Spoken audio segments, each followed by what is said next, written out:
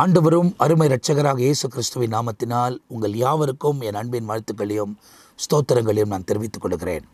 தேவனுடைய பெரிதான கிருபையால் இயேசுவோடு கூட பேசவும் வாருங்கள் என்ற இன்னொரு நிகழ்ச்சியில் உங்களை சந்திப்பதிலே நான் மிகுந்த மகிழ்ச்சி அடைகிறேன்.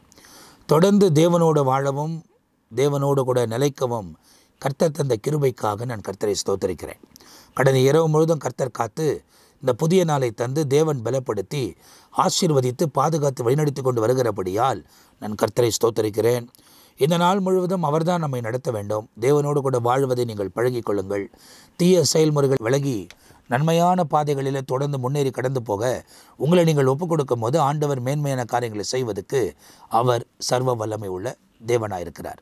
தீய வழிமுறைகள் எல்லாம் விட்டு விலகுங்கள். நன்மையான பாதைகளில் முன்னேறி கடந்து போக உங்களை நீங்கள் ஒப்புக் கொடுங்கள். இந்த இயேசுவோடு கூட பேசுவோம் வாருங்கள் என்ற நிகழ்ச்சியில் நிறைய ஊழியர்கள் தன் நேரத்தை ஒதுக்கி காலங்களை ஒதுக்கி நம் மத்தியில் கர்த்தருடைய ஊழியங்களை நிறைவேற்றி கொண்டு வருகிறார்கள். அது சாதாரணமான ஒரு விஷயம் அல்ல. அவங்க நேரங்களை ஒதுக்கி அவங்க நேரத்தை இந்த இடத்துல கொடுத்து தியானம் பண்ணி ஆவியானவருடைய உதவியோடு கூட உங்களுக்கு வசனங்களை விதைக்கிறார்கள். இது வாக்கு தத்தங்கள் அல்ல. ஒவ்வொரு நாளும் ஒரு வசனத்தை விதைக்கிறது. வசனத்தை விதைப்பது என்பது என்னென்னா 4 நிலங்களை குறித்து இயேசு பேசியிருக்கிறது வேதாகமத்தில் எழுதப்பட்டிருக்கிறது. ஒன்று வழி அருகாமல் இருக்கிற நிலம், கற்பாரின் மேலே இருக்கிற ஒரு நிலமாக சொல்லப்படுது. முற்செடியில் உள்ளது ஒன்று, நல்ல நிலமானது ஒன்று. இப்போ 4 இடங்களிலும் விதைக்கப்படுகிறது. வழி அருகாமல் இருக்கிறது போயிடுச்சு, கற்பாறை மேலே விழுந்தது போயிடுச்சு, முற்செடி மேலே விழுந்தது போயிடுச்சு. ஆனால் நல்ல நிலத்தது விழுந்தது மாத்திரம் 100, 60, 30 கனி கொடுத்ததாய் வேதத்தில் எழுதப்பட்டிருக்கிறது. அப்போது நல்ல நிலத்தில் விழுகிற விதைகள் கனி கொடுக்கும் என்பதை நாங்கள் அறிந்திருக்கிறோம். ஆகியால் தான் விதைத்து கொண்டே இருக்கிறோம். ஸோ இன்றைக்கி உலகத்தில் என்ன ஆயிடுச்சு அப்படின்னாக்கா, நிறைய பேர் வாக்குத்தத்த ஆராதனை, அதாவது மாத தொடக்கத்தில் வாக்குத்தத்தம், தினம் ஒரு நாள் வாக்குத்தத்தம், இதெல்லாம் தேவனால் ஏற்பட்ட ஒன்று அல்ல. இயேசு அப்படி இருந்தால் 365 நாள், அதாவது 3.5 வருஷம் வாழ்ந்த ஒவ்வொரு நாளும் ஒவ்வொரு வாக்குத்தத்தங்களை சொல்லி இருந்திருப்பார். அவருக்கு தெரியாத அவரே தான் வாக்குத்தத்தம், அவரே தான் வார்த்தை. அப்போ அவர் சொன்னதை ஒவ்வொரு நாளும் ஒவ்வொரு ஜனங்களை பார்த்து சொல்லியிருக்க மாட்டாரா? அவர் அதை பற்றியெல்லாம் சொல்லவே கிடையாது. அவர் பிதாவின் சித்தத்தை நிறைவேற்ற வந்தது போல நாம் இந்த உலகத்தில் அவர் சித்தத்தை நிறைவேற்றுவதற்கு நாமே அர்ப்பணித்து கொண்டிருக்க வேண்டும். எனவே இந்த தீர்க்கதரிசிகளை தேடி ஓடுவது, அதே நேரத்தில் இந்த புடுபுடுக்காரங்க சொல்கிற மாதிரி கேட்டுக்கொண்டிருப்பது, இதெல்லாம் தவறான காரியங்கள். இவர்களெல்லாம் உங்களை தவறாகி நடத்தி கொண்டிருக்கிறார்கள். தேவனோடு கூட இணைந்து வாழுங்கள். கர்த்தர் உங்களோடவே பேச அவர் வல்லவராக இருக்கிறார். வேத வசனம் நம்ம கர்த்தர் கொடுக்கப்பட்டிருக்கிறது. படிக்க தெரிலனா கேட்டு தெரிந்து கொள்ளுங்கள். தேவனோட வாழவும் தேவனோடு நடக்கவும் நீங்கள் ஒப்புக் கொடுக்கும் போது இயேசு உங்கள் வாழ்க்கையில் மேன்மையான காரியங்களை செய்து அற்புதமான பாதையில் வழிநடத்துவதற்கு அவர் சர்வ வல்லமையுள்ள தேவனாக இருக்கிறார். நிறைய பேர் சொன்னால் ஏற்றுக்கொள்வதில்லை. அதை பற்றி எனக்கு கவலை இல்லை. ஆனால் ஆண்டவர் என்ன சொல்லுகிறாரோ அவைகளை சொல்லிவிட்டு போவது தான் என்னுடைய வேலை. தேவனோட நடக்கவும் தேவனோட வாழவும் உங்களை நீங்கள் ஒப்புக் கொடுக்கும் போது தீமையான வழிகளை விட்டு விலகி நன்மையான வழிகளில் பின்பற்ற நீங்கள் உங்களை அர்ப்பணித்துக் கொள்ள வேண்டும். சத்துருவின் எல்லா தந்திரங்களுக்கும் அந்தகாரர்களின் ஆதிக்கங்களுக்கும் அவரே நம்மை விலகி காத்து தெளிவான பாதையில் நம்மை வழிநடத்துவதற்கு அவர் சர்வ வல்லமை உள்ள தேவனாக இருக்கிறார். அவர்தான் குறைகளை நிறைவாக்குவார். அவர்தான் தீமையை நன்மையாக மாற்றுவார். அவர்தான் துக்கத்தை சந்தோஷமாய் மாற்றுவார். அவர்தான் கோணலானதை நேராக்குவார். உங்கள் பலத்தினால் இடைக்கட்டி சத்துருவின் எல்லா கிரிகளுக்கு விலகி காத்து நன்மையான பாதையில் உங்களை வழிநடத்துவதற்கு அவரே உண்மை உள்ள தேவனாக இருக்கிறார். வேதத்தின் படி நீங்கள் நடக்க உங்களை ஒப்புக் கொடுங்க. ஆண்டவர் தம்முடைய பிரசன்னத்தையும் மகிமையும் உங்கள் வாழ்க்கையில் தொடர்ந்து வழங்க பண்ணுவார். எனவே இங்கே தேவனுடைய வார்த்தையை கொடுக்குற ஒவ்வொரு ஊழியக்காரரும் வசனங்களை விதைக்கிற நோக்கத்தோடு தான் உங்கள் நடுவில் தேவனுடைய வார்த்தைகளை பேசி கொண்டிருக்கிறார்கள். அவைகள் வாக்குத்தத்தமாய் சொல்லப்படவில்லை என்பதை நீங்கள் அறிந்து கொள்ள வேண்டும். வாக்குத்தத்தங்கள் வேதத்தில் முழுமையாக நிரப்பப்பட்டிருக்கிறது. யாருக்கு அந்த வாக்குத்தத்தம் கொடுக்கப்பட்டது, அந்த வாக்குத்தத்தம் பெறுவதற்கு அவர்கள் எப்படி வாழ்ந்திருக்கிறார்கள் என்பதை அந்த வாழ்க்கை முறையை நீங்கள் பார்த்து உங்கள் வாழ்க்கை முறையை நீங்கள் அர்ப்பணித்து நீங்கள் தேவனுடைய வழிகளில் நடப்பீர்களானால் அவங்க வாழ்க்கையில் தேவன் செய்ததெல்லாம் நம்முடைய வாழ்க்கையிலும் செய்வதற்கு அவர் சர்வ வல்லமை உள்ள தேவனாக இருக்கிறார். இன்றைக்கு வேதத்திலிருந்து ஒரு பகுதியை குறித்து நான் உங்களோடு கூட பேசி இந்த காலையில் உங்களுக்காக ஜெபிக்க போகிறேன். மத்தேயு எழுதின சுவிசேஷத்தில் 8ஆம் அதிகாரத்தில் 5ஆம் வசனத்திலிருந்து 13ஆம் வசனம் வரை ஒரு குறிப்பிட்ட காரியத்தை குறித்து வேதத்தில் நமக்கு எழுதப்பட்டிருக்கிறது. என்ன எழுதப்பட்டிருக்கிறது? 100க்கு அதிபதியை குறித்து எழுதப்பட்டிருக்கிறது. இந்த 100க்கு அதிபதி அவன் என்ன செய்கிறான்? கப்பர்நாகமுக்கு இயேசு கடந்து போன போது அந்த இடத்தில் இயேசுவை வேண்டிக் கொண்டான் என்பதாக வேதத்தில் எழுதப்பட்டிருக்கிறது. எதுக்காக வேண்டிக் கொள்ளுகிறார்? தன்னுடைய வேலைக்காரன், வீட்டில் இருக்கக்கூடிய வேலைக்காரன் சொஸ்தமாக வேண்டும் என்று அவன் இயேசுவை வேண்டிக் கொள்ளுகிறான். அப்படி அவன் வேண்டிக் கொண்ட போது ஆண்டவர் அவங்க வீட்டுக்கு வரேன் அப்படின்னு சொல்கிறாரு. இவன் 100க்கு அதிபதினா 100 பேருக்கு அதிகாரி. இவன் எப்படி இயேசுகிட்ட வந்து கேட்குறான் அப்படின்னா, அதாவது ரோம அரசாங்கத்தில் அவன் 100க்கு அதிபதியாய் வேலை பார்த்தபடியால், அந்த ரோமர் அரசாங்கத்தை சார்ந்தவனாய் அவன் இருந்தபடியால் அவனுக்கு சில அதிகாரங்கள் அந்த கப்பர்நாகமிலே கொடுக்கப்பட்டு இருந்தது. அந்த இடத்துல இயேசு கடந்து போகும் போதெல்லாம் திரளான ஜனங்கள் வருவாங்க. அந்த செக்யூரிட்டியை கன்சர்னை கவனிக்கக்கூடியவர் இவர் ஒண்டிதான். ஏன்னா அந்த ஜனத்தின் நடுவில் நெரிச்சல் உண்டாகாதபடி, அங்கங்கே பிரச்சனைகள் போராட்டங்கள் வராதபடி, ஜனங்களுக்குள்ள ஜனங்கள் ஒருத்தருக்கு ஒருத்தர் அதாவது மிதி உண்டாகாதபடி எல்லாவற்றுக்கும் விலகி காத்து அவங்களை செக்யூரிட்டியோடு அனுப்ப வேண்டிய ஒரு சூழ்நிலையில் அந்த அதிகாரத்தில் இருக்கிறார். ஏன்னா இயேசு பல இடங்களுக்கு போனதை அவர் கேள்விப்பட்டார். பல இடங்களிலே அவர் பிரசங்கித்தது அவர் பார்த்திருக்கிறார். அவர் அந்த இடத்துல டியூட்டிக்கு போகும் போதெல்லாம் இயேசு ஜனங்களுக்கு செய்த அற்புதங்களை அவர் கண்கூடாய் பார்த்ததுனால அவர் இயேசுவை நம்ப ஆரம்பித்து விட்டார்.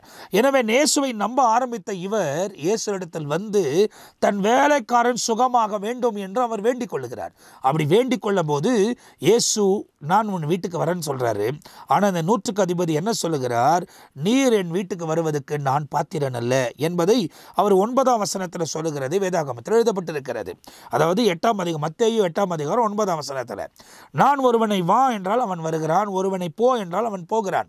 அந்த அதிகாரத்தை நான் பெற்றிருக்கிறேன், ஆனால் நீர் என் வீட்டுக்கு வருவதற்கு நான் பாத்திரன் அல்ல அப்படின்னு சொல்றார். ஆண்டவரை அவ்வளோ மேன்மைப்படுத்தினார் என்பதை இந்த இடத்துல நாம் பார்க்கிறோம். அப்போது சொல்லிவிட்டு சொல்லுகிறார், நீர் ஒரு வார்த்தை சொன்னால் போதும் என் வேலைக்காரன் சொஸ்தமாவான் என்பதை அவன் சொன்ன உடனே இயேசு ஆச்சரியப்பட்டு அங்கே உள்ள ஜனங்களை பார்த்து ஆண்டவர் பேசுகிறார். நீங்கள் பாருங்க, இந்த இடத்துல அவங்க சொல்றதை கேட்டீங்களா? இப்படிப்பட்ட ஒரு விசுவாசத்தை நான் இஸ்ரவேலிலேயே பார்க்கல அப்படின்னு சொல்லி 10ஆம் வசனத்தில் இயேசு பேசுகிறதையும், இந்த இடத்துல இப்படிப்பட்ட ஜனங்கள் ஆபிரகாமின் மடியில் வந்து உட்கார்ந்திருப்பார்கள் என்பதை 11ஆம் வசனத்தில், அதாவது யார்கிட்ட கூட உட்கார்ந்திருப்பாங்கன்னா ஆபிரகாமி, ஈசாக்கு, யாக்கோபோடு கூட தேவனுடைய ராஜ்யத்தில் வந்து உட்கார்ந்திருப்பாங்க அப்படின்னு சொல்றதையும் இயேசு இந்த இடத்துல சொல்லுகிறது வேதாகமத்தில் எழுதப்பட்டிருக்கிறது. அதே நேரத்தில் பார்த்தீங்க அப்படின்னாக்கா, யாரெல்லாம் புறம்பே தள்ளப்படுவார்கள், அழுகையும் பற்கடிப்பு நிறைந்த இடத்தில் யாரை தள்ளப்படுவாங்க அப்படின்னா, யாரெல்லாம் விசுவாசிக்காம சொந்த இஷ்டமா சொந்த நீதியின் பிரகாரம் வாழ்ந்து கொண்டிருக்கிறார்களோ அவர்களெல்லாம் புறம்பே தள்ளப்படுவார்கள் என்பதை 12ஆம் வசனத்தில் அவர் சொல்லுகிறது, வேதாகமத்தில் சொல்லப்பட்டிருக்கிறது. இதெல்லாம் பேசி முடிச்ச உடனே இந்த 100க்கு அதிபதியை பார்த்து சொல்லுகிறார், and Jesus said to the centurion, go your way, and as you have believed, so let it be done for you. And his servant was healed at the same hour. அதே நேரத்தில் தன் வேலைக்காரன் சொஸ்தமானான் என்பது எழுதப்பட்டிருக்கிறது. அப்படியானால் அவன் நம்பிக்கை அவன் வேலைக்காரனை சுகமாக்கினது. இதை குறித்து மீதி சுவிசேஷத்திலையும் அவன் போனதையும் வேலைக்காரன் எதிரில் வந்து சொன்னதையும், அந்த நேரத்தை கேட்டபோது இயேசு சொன்ன வார்த்தையும் அவன் சுகமாக்கப்பட்ட நேரமும் ஒன்றாயின்றதை கண்டு அவன் தேவனை துதித்தான் என்றெல்லாம் வேதத்தில் எழுதப்பட்டிருக்கான். ஆனால் அவனுக்குள்ளே இருந்த விசுவாசத்தை பாருங்கள். ஒரே ஒரு வார்த்தை உன் வாழ்க்கையில் தேவன் பேசினால் உன் வாழ்க்கை தலைக்கீழாய் மாற்றப்படும். அந்த 100க்கு அதிபதி தன்னுடைய வேலைக்காரன் சுகத்தை நன்மையாய் பெற்றுக்கொண்டான். இந்த காலையில் பார்த்து கொண்டிருக்கிற நீங்களும் அவரை வருந்தி கேட்கும் போது அவர் தம்முடைய மகிமையை உங்கள் வாழ்க்கையில் விளங்க பண்ணுவதற்கு அவர் சர்வ வல்லமுள்ள தேவனாக இருக்கிறார். தேவனோடு கூட நடங்கள், தேவனோடு கூட வாழுங்கள். தீய செயல்முறைகளுக்கெல்லாம் விலகி காத்து நன்மையான பாதையில் உங்கள் வாழ்க்கையை அர்ப்பணித்து நடக்க ஆரம்பியுங்கள். இயேசு உங்கள் வாழ்க்கையில் மேன்மையான காரியங்களை செய்வார். கடந்த நாளெல்லாம் காத்து இந்த புதிய நாளை தந்திருக்கிறார். அவரை நம்பி இந்த நாளில் பிரயாணப்படுங்கள். இயேசு உங்கள் வாழ்க்கையில் அற்புதங்களை செய்து அந்த 100க்கு அதிபதியுடைய வேலைக்காரனுடைய வீட்டில் நன்மை வந்தது போல உங்கள் வாழ்க்கையில் ஒரு நன்மை செய்வார். ஆனால் அவன் வருந்தி கேட்டது போல நீங்கள் இன்றைக்கு கேட்க வேண்டும். இந்த நாள் முழுவதும் நடத்துவதற்கு அவர் சமூகத்தில் கேளுங்கள், பலப்படுத்தப்படுங்கள், தொடர்ந்து நடங்கள், கர்த்தருடைய நாமத்தை மகிமைப்படுத்துங்கள். இயேசு உங்கள் வாழ்க்கையில் அற்புதங்களை செய்வார். நான் உங்களுக்காக இந்த காலையில் ஜெபிக்க போகிறேன். நீங்களும் என்னோடு கூட இணைந்து ஜெபியுங்கள். நல்ல பிதாவே, இந்த நிகழ்ச்சியை பார்த்து கொண்டிருக்கிற ஒவ்வொருவருக்காக ஜெபிக்கிறேன். இவ்வளவு தூரம் பலப்படுத்தி பாதுகாத்து ஆசீர்வதித்து வழிநடத்தினதுக்காய் ஸ்தோத்திரம். தொடர்ந்து ஆவியானவர் நடத்துங்க. உங்கள் நாமத்தை மகிமைப்படுத்த உயர்த்த கிருபை தாங்க. தீய செயல்முறைகளுக்கெல்லாம் விலகி காத்து நன்மையான பாதைகளிலே நீரே வழிநடத்த வேண்டுமா நாங்கள் ஜெபிக்கிறோம். சாத்தானின் சகல தந்திரங்களுக்கும் விலகி காத்து அற்புதமான பாதையில் ஒவ்வொருவரையும் வழிநடத்துவீராக உங்கள் நாமம் மகிமைப்படட்டும். இந்த நாள் முழு முழுவதும் பாதுகாத்துக்கொள்ளும். சத்துருவின் எல்லா கிரியைகளுக்கு விலகி காத்து மேன்மையான காரியங்களை செய்யுங்கப்பா. சமாதானம் சந்தோஷம் இவர்களை ஆட்கொள்ளட்டும். எடுக்கிற காரியங்கள் நீதியாக செய்கிற எல்லா காரியத்திலும் ஜெயம் கொடுத்து அற்புதமான பாதையில் நடத்துவீராக. கடைசி காலம் இதுவே என்று உணர்ந்து பரலோக திட்டத்தில் இணைந்து கொள்ள ஒவ்வொருவருக்கும் உதவி செய்யும். அப்படி இணைகிற ஒவ்வொருவரும் இந்த உலகத்தில் வாழ்கிறவரை நன்மையானதை கண்டு உங்கள் நாமத்தை உயர்த்த கர்த்தர் கிருபை தாரும். ஒவ்வொருவரையும் உங்களுடைய சமூகத்தில் அர்ப்பணிக்கிறோம். வழிநடத்துங்க, பொறுப்பெடுத்துக் கொள்ளுங்க. இயேசு கிறிஸ்துவின் நாமத்தில் ஜெபிக்கிறோம் ஜீவனுள்ள நல்ல பிதாவே. ஆமேன், ஆமேன். பிரியமானவர்களே, இந்த நிகழ்ச்சி உங்களுக்கு ஆசீர்வாதமாக இருந்திருக்கும் என்று நான் நம்புகிறேன். தொடர்ந்து தேவனோடு கூட வாழுங்க. ஆண்டவர் உங்கள் வாழ்க்கையில் மேன்மையான காரியங்களை செய்வார். இந்த கிரேஸ் டெலிவிஷன் சேனலில் போடப்படுகிற எல்லா நிகழ்ச்சியும் பாருங்கள். ஆண்டவரோடு கூட இணைந்து வாழுங்க. சப்ஸ்கிரைப் பண்ணிக்கொள்ளுங்க. அப்போ உங்களுக்கு தொடர்ச்சி அப்டேட் வந்து கொண்டே இருக்கும். வசனங்களை கேளுங்க, வசனத்தின்படி வாழுங்க, தேவனோடு இணைந்து கொள்ளுங்க. எக்கால சத்தம் கேட்கும் போது நாம் கண்ணிமைக்க நேரத்தில் மறுரூபமாகி அவருடைய சமூகத்தில் நிற்கக்கூடியவர்களை இந்த உலகத்தில் வாழ வேண்டும். எச்சரிக்கையாக இருங்க, ஜெபம் பண்ணுங்க. ஆண்டவர் மேன்மையான காரியங்களை செய்வார். அவர் வருகை தாமதிக்குமானால் அடுத்த நிகழ்ச்சியில் உங்களை சந்திக்கிற வரை நான் உங்கள் கிட்ட இருந்து விடைபெறுகிறேன். கர்த்தர் உங்களை ஆசீர்வதிப்பாராக. ஆமேன், ஆமேன்.